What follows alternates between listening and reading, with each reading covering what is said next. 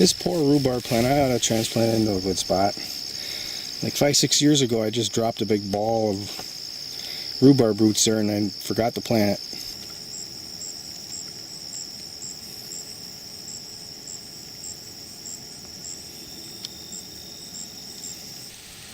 Out here in the middle of nowhere. Here's a little area here that I'd like to dig out. I got my pickaxe, so I can let this water drain if I want. And I'm going to take a few strokes at it just to see how easy it's going to be. I might decide not to do it.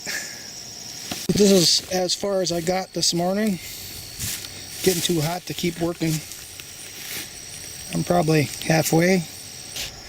I knocked down the goldenrod that was growing on this mound planted with black walnuts. Now we get a pretty good look at what we got.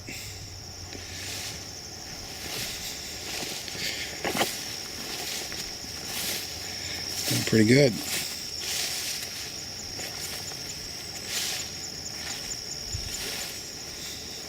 The deer really ate them down last year. Look at the growth they put on. See, that's at least 2 feet. The side shoot is probably 2 feet too. That's fast growth.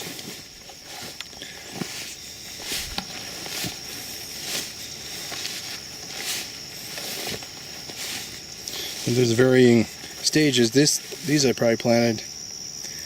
I'm not sure I planted very many last year, 2019, but 2018. That's probably a 2018 transplant right there. These are all transplants, by the way. The squirrels plant the nuts in my garden at home, and then I dig them out when they're young and plant them here. I generally can get the entire tree out, the entire root out of the tree. There's a mulberry growing in here. But some of them, I broke the root off, and I transplanted them anyway. And I think some of those made it too. But I didn't document it well enough, so I can't tell you for sure.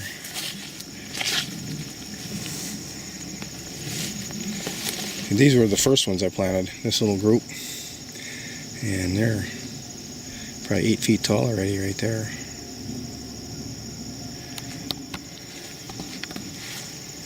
The deer ate on their side branches last year, their laterals. They responded by growing their lead.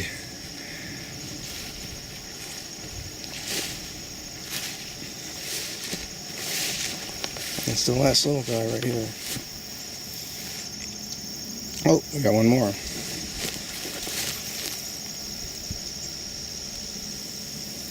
That tree, I think that was a mulberry. It died.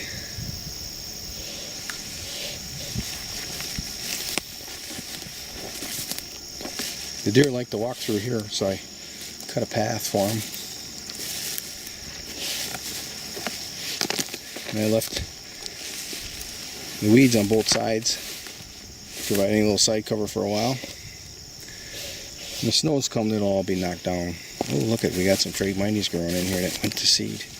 I'm going to take those out of here right now.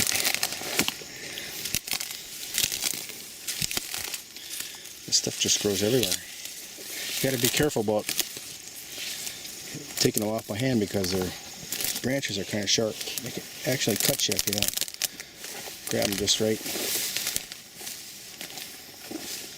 I think that is a wild sour red cherry from Okios right there. There's two of them. There's one there and there's one right here too, in this cage.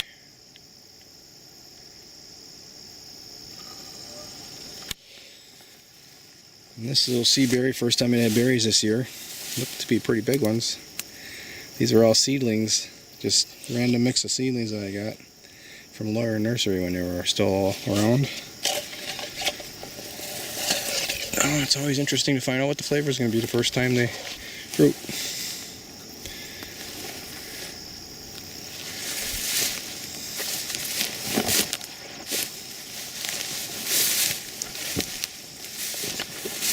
And this is a big corridor that I cut.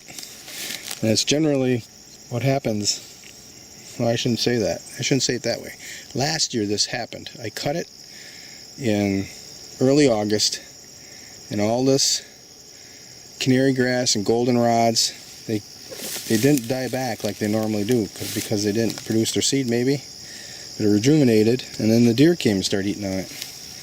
And they kept it from going to seed, so they kept it alive all hunting season long. So like here's some brand new canary grass growth right here. Looks luxurious there. Let's see if we can find one that's there. This is a stand of canary grass that's dying back now. See, it's all a lot of brown in it. So this is useless to the deer in another week or two. Whereas all this canary grass I cut is all rejuvenating. And the deer are going to go nuts on it. They did last year. So I'm believing it'll happen again this year. Right over there is the deer blind for the wife. So now she's going to get to watch this corridor here for any deer coming along looking for a snack. These black locusts here, I'm going to hinge cut 2 of them when they lose their leaves. Those 2 biggest ones. So now the deer are going to have those buds that they can nip at.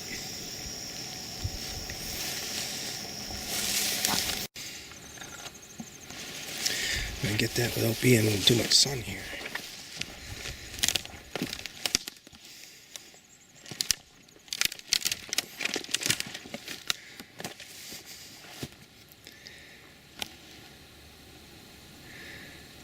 See the condensation rising?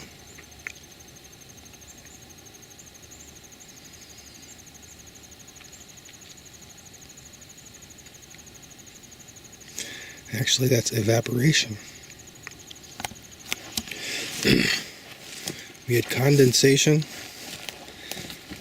on the leaves right there, on the field that I cut a couple weeks ago. Now it's evaporating. We just caught the last of it. All of a sudden it disappeared.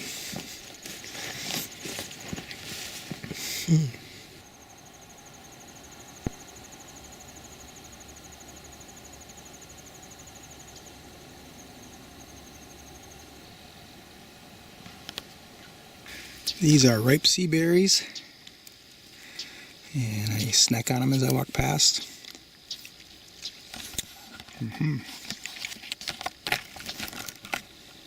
This one has a nice quality to it. Koreans figured out that it's got some property that stops those COVID viruses in their tracks. You don't need a vaccine from the Farmer Freak Show. You need to eat sea berries. Right? Make the fascists rich. It's good. I got quite a few different types of berries here. I didn't plant anything that was a named variety. It was just seedling from seeds that nobody knew about. And I got a really nice mix here. I got too many males, which I'm gonna eventually get them grafted. That's a nice fat branch there. But I've got berries that ripen at different times. That bush's berries are still green. And this one over here, they don't ripen until October. They hang on. If the birds don't eat them, they'll hang on all winter. The birds have recently discovered them. So it's a good nutrition source for the birds. When everything else is running dry. This one here I ran into with the truck and broke it. So I tied it up thinking it'll keep living. Maybe ripen these berries. It's living yet. It's suffering. These berries aren't ripe yet. They're hard as a rock.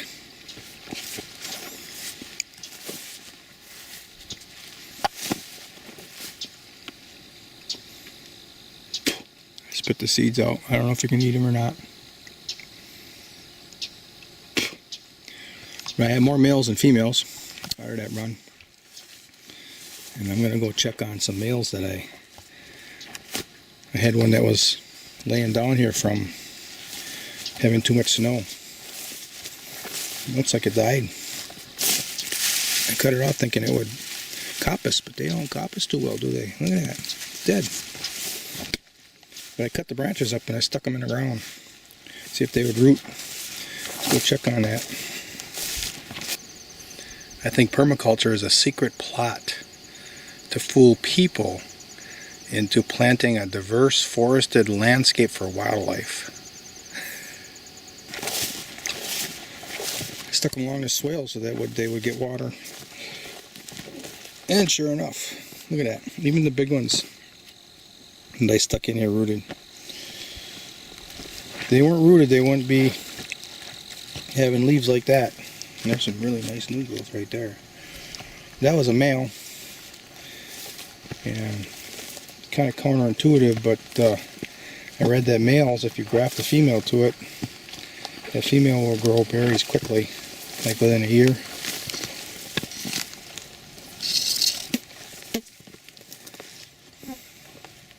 So I don't know, this one's kind of weak. I don't know how fast a rooted female will grow berries, but that would be another test to do. We'll root some females, see how long it takes them. I got a lot of swale to go yet. I like to have this whole swale just covered up in sea berries, and so I could shade the water that's in it, reduce evaporation.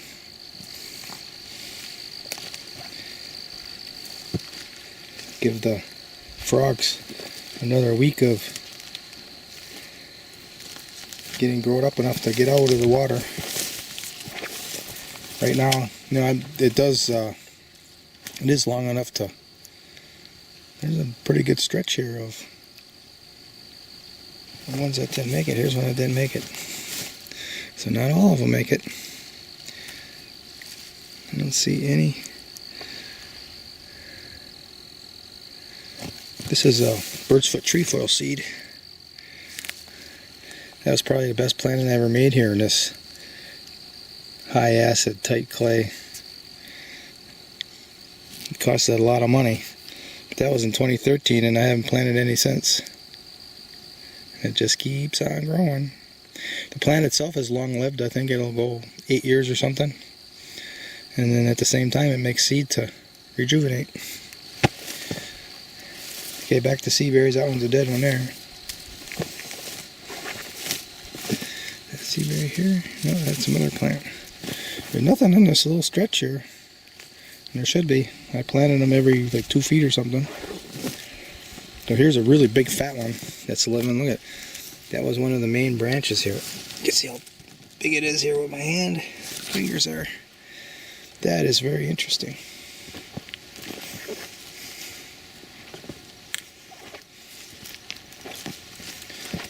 So no, I guess you don't have to buy all these sea berry seedlings.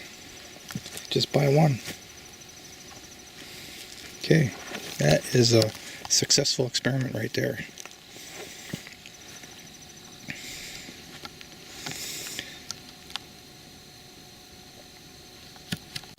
Oops.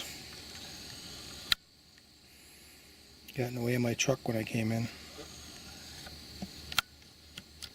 So here's my trail back to camp. I just want to say a lesser man would get lost in the swamp. So that's why I made these blaze marks.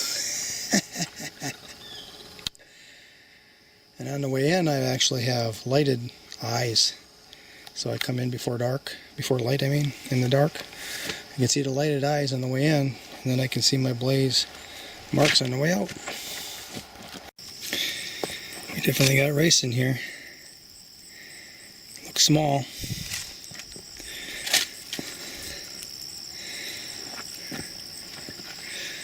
I'm going to cut some of these off now and bring them home. Let's see what's in them.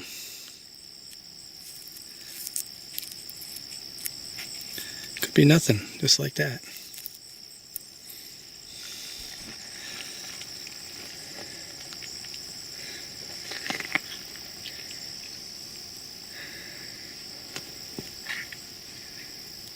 You know, let's find out.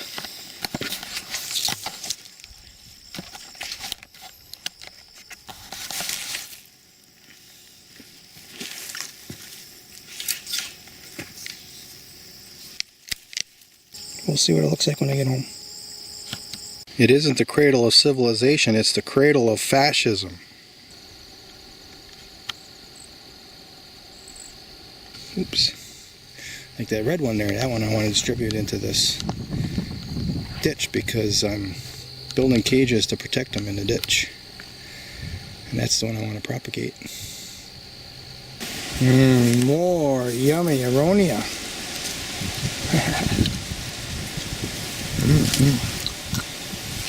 I just stuffed myself with these the other day.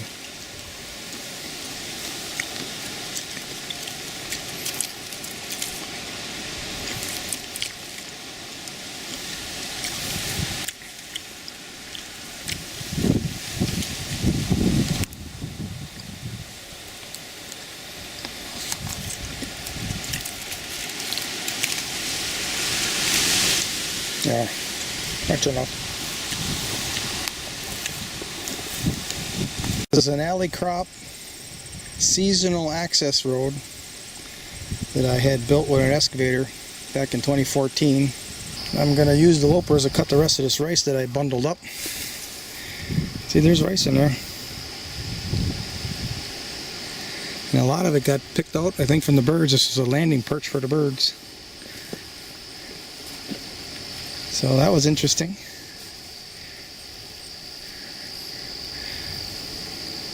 It's definitely a nice hard seed in there. Well, I got a bucket that I put them in, the other ones. That's right, I got this bucket for the rice that I bundled in that rice pits that I built. So what do I do with these? I don't have another bucket, do I? I might have another bucket. So we'll have to get another bucket. This is all the rice that I bundled that I grew in the wild rice pits that I built over here. I'm going to take it home, break it apart, see what I got.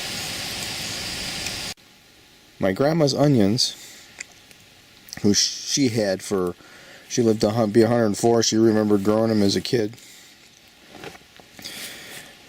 have produced a good crop of babills. Oh, look at this. That's the skin of a pine snake. Oh, ooh, he was a big one. Or he is a big one. Look at that. Good. Between my traps and the snakes, the mice are under control here. Anyway, my grandma's onions, which is a form of an Egyptian walking onion, have produced a nice crop of babills, and I'm going to harvest them today. And maybe I'll get at weeding this bed as well.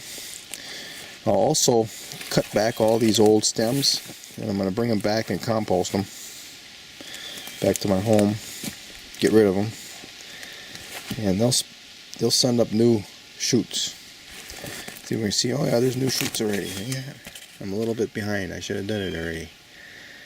But we'll leave those grow. And next year they'll produce another crop of babills. This one here I was going to thin them out, but I grew so many at the house that I never did. You know, you thin them out to eat them. Now we'll see what happens. I'll bring up a bucket of compost and pour it on here and mulch it. And I expect much larger babills next year, because these were plants that grew from babills, where these were plants that grew from bulbs that were quite old. So you can see the difference in size. And these plants were grown from babills as well, but they were large babills that had a lot of energy in them. You see, they grew larger babills than these ones that I planted, all these little ones, really close, densely packed them. So you can do that, plant the real little ones densely if you're going to harvest them the next spring to eat.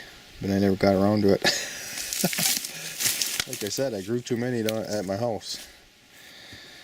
So I don't know, this might be a project today to weed it or not, I'm not sure. I got some other things I want to do. I definitely want to get the babills off and cut the stems down. And then let me think a little bit. I'll let you know. Maybe. All the babills have been harvested. Looks pretty bare now. And this, I think it's about 20 foot a bed. Yielded about, well, more than half of a bucket for sure. 3/4 of a bucket, 3 gallons of babills. The best ones were on the top. I picked all the little ones first, they're on the bottom. And these larger ones I really paid attention to. I admired every single one when I pulled them off and looked at them. And then some of them had second seed heads, second babil heads that actually made seed, I think. I felt them. Feels like there's some seed in there. And I'm going to go through that. I need my glasses. So I'll do that at home. Been laid down until I got to the very little ones. There's 313 bulbs in this first section that I planted as larger babils last, I don't know, a year ago. And then there were 61 of these large ones now. Another amazing thing about these onions is they divide. So each one of these bulbs will have 2 to 5 bulbs that they're going to divide into. You can see some of them had divided already this year. This one had two segments, so there might be 5 or 6 or 8. There might be 8 coming out of there next spring. And what it amounts to is you got to dig them out, harvest them, and I replant the biggest one. They get to be too thick, then they start fighting for nutrients and sunlight and all that. There you can see one of the bulbs sticking out of the ground. We had a lot of mice in here digging around, but the mice didn't eat them. So I was going to pull some weeds, but I'm not going to today because the ground is pretty hard. These smaller weeds aren't going to come out by the roots. So it's about waiting for, ooh, I forgot a couple here. Waiting for a good rain. And then they'll be able to pull out easier. So these I won't do anything special with. I'm going to just weed the bed and then I'll mulch the whole thing right before everything freezes up. I can even clip off the greens that are growing. I don't want to dig out the bulbs because that will ruin the crop for next year, but like this, and just clip all that off right before everything freezes up solid. And that all can be added to a salad. The last fresh salad of the year. At least from outside. There. Now aren't you happy I didn't record me doing that? And I saved you all that work of having to watch me. Ultimately, the solution to fascism is for people to grow the food they eat. Become independent of their system.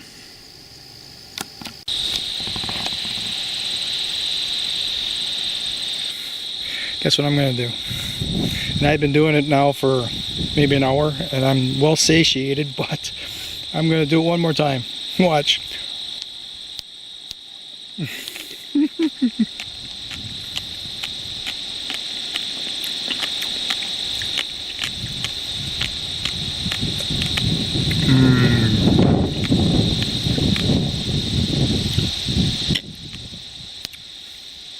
When I'm out here foraging berries in a wild setting with nobody around, no noises, far enough away from the freeways and the highways, don't hear any cars, that's when I calm down.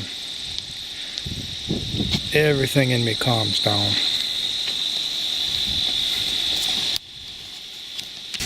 Alright, so I found another good spot and I started eating on them. I just couldn't eat anymore. I could not eat anymore. I can't.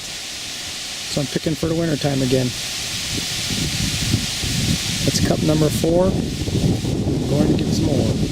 Cup number 5. That ain't no jive.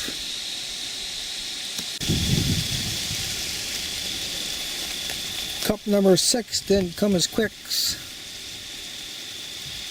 And cup number 7 means I'm going to heaven. I'm not ready for that yet. I'm going home. So there's 3 cups in this bag, and in there I got 3 cups filled. That's pretty good picking right there. Boy, I struggled.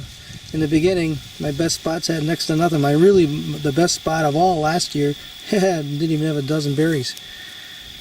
So I had to find this new spot, and boy did it pay off. That right there is nutrition. This is my Swedish soup pea harvest. Now the peas that I got in the mail were actually black, and these are reddish brown. And these are the ones I'm going to ferment and eat with breakfasts in the wintertime. These I've saved for replanting because they have 5 or 6 peas to a pod, which most of them didn't. These were the only ones that I found. Most of the 5ers I even peeled, but these two were stuck together, and I was thinking, well, 2 of them together, they'd have 5. That looks pretty good. The rest of these are all 6. So I got over 50 of them for replanting. Now on the shells, these ones that are black, they're moldy inside. The peas inside are actually moldy. So I peeled a bunch of them to find out if any of them weren't moldy, and they all were. What I think happened was I picked them off of the vines, and they were all kind of brownish, so they were drying, and I put them in this box, and then the ones on the bottom were the ones that were black. So they probably should be left in the sun for a week or 2 so they totally dry out. I probably lost 5% of the crop. And the other problem was these shells are so thin, paper thin, that the birds were able to pick through them. And, the mold probably took 5% of the crop, and the birds probably took 10 or 15% of the crop. And with them growing 9 or 10 feet tall, pretty hard to cage them, I think. I might try something though, we'll see what happens. But otherwise, that one little package, I think that's a terrific yield. Right there.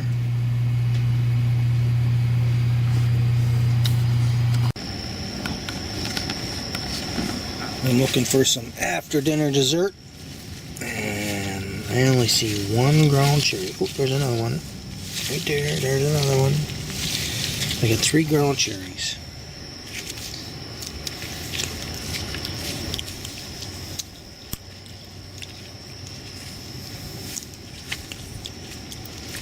Here I got some real nice cherries here.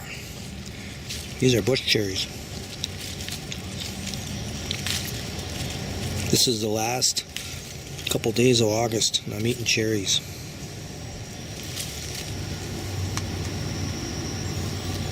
And getting stung by mosquitoes.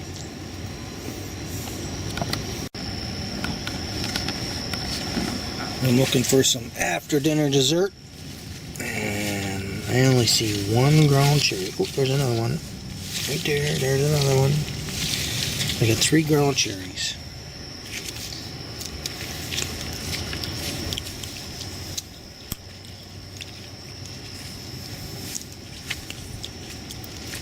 Here I got some real nice cherries here. These are bush cherries. This is the last couple days of August, and I'm eating cherries.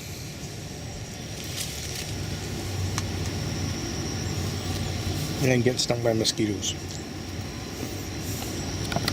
Oops, I think we haven't been picking our plums very well. Well, I guess I'll throw that down there, maybe it'll sprout. That one's pretty tight. Now it's starting to split. That one is totally rotted. Yikes. Oops.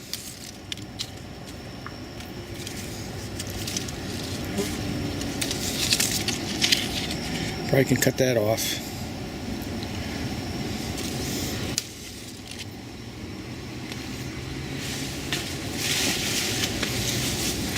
Couple over here.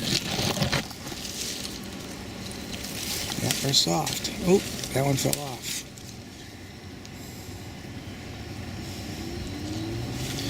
You can always cook them.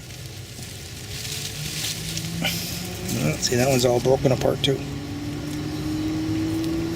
Then we can salvage something out of that. Jeez, that was fast. So I got 1 left in here. I might as well just pick it. It'll ripen on the counter, I think. If it doesn't, we're gonna find out. I don't know.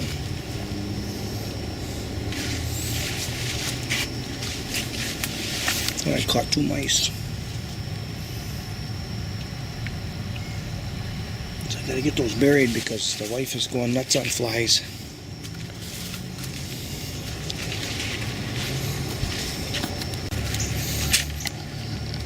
Look at these little tiny tomatoes, hey. Look at these. Luscious. These are volunteers. We got tomatoes. We gotta pick them. Yeah, they're very soft. Plant here I just tied up because it was leaning over into the next one. It's because it's got some big, heavy, and these are heavy. They must have thick walls on them. Peppers growing on them. Just bent that plant right on over to the next one.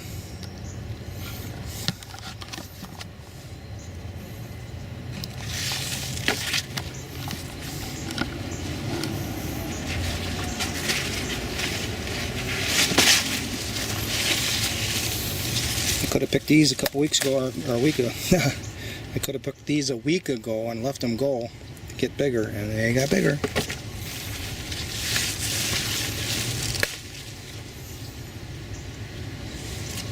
That's got a kind of a soft green color to it.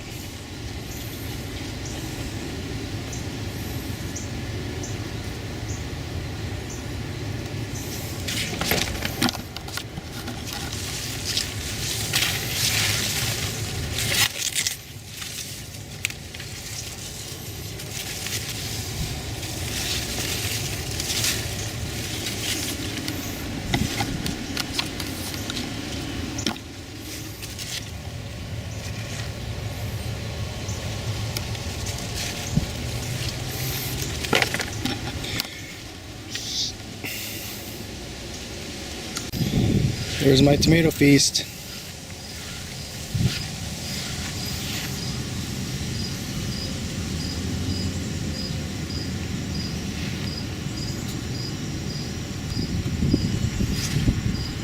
Found the peppers and kohlrabi.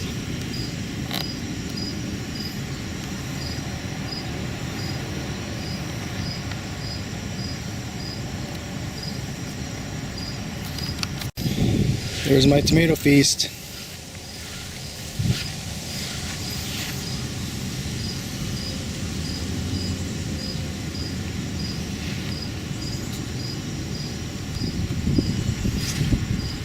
Found the peppers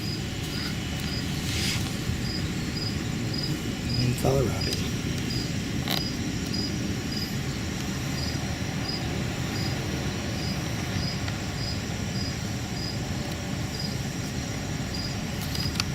Other than what I ate on my way in and the cherry tomatoes being put in the refrigerator, here's my take.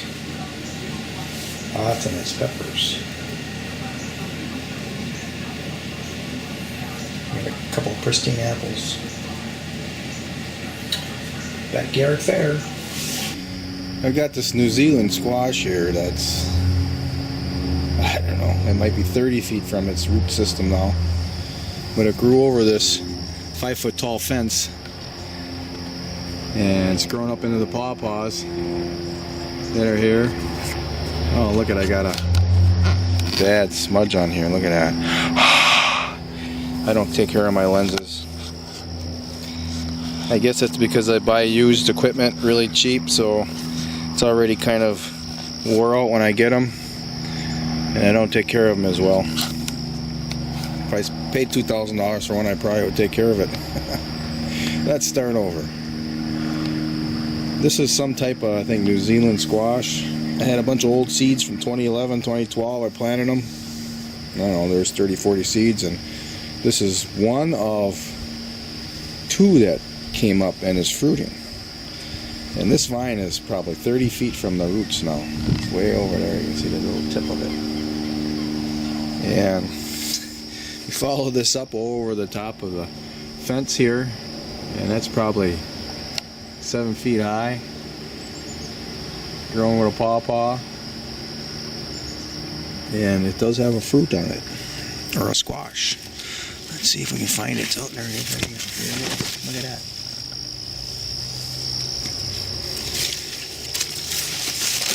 There, you can really see it.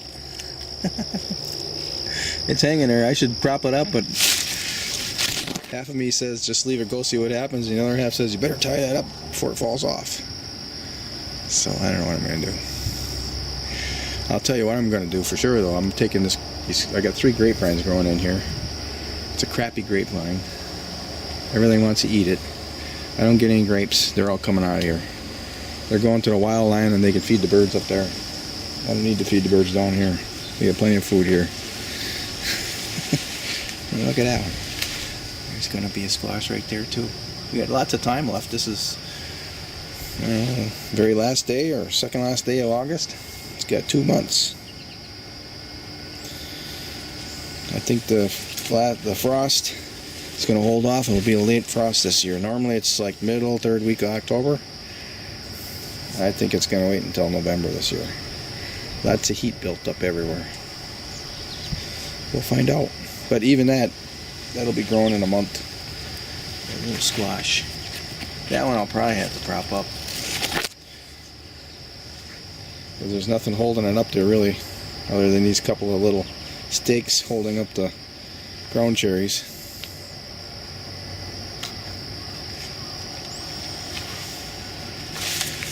This is an Irwin Bauer apple. Look at the size of that thing. There was 2 of them. Huh? Where did the other one go? I wonder if it fell off. That one was in a sack. Unless my son grabbed it and ate it. Possible. Thought there was 2 of them.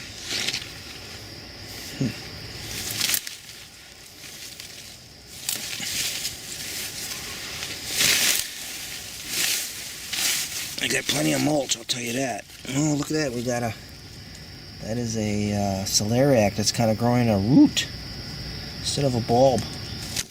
Irwin Bauer on dwarf rootstock.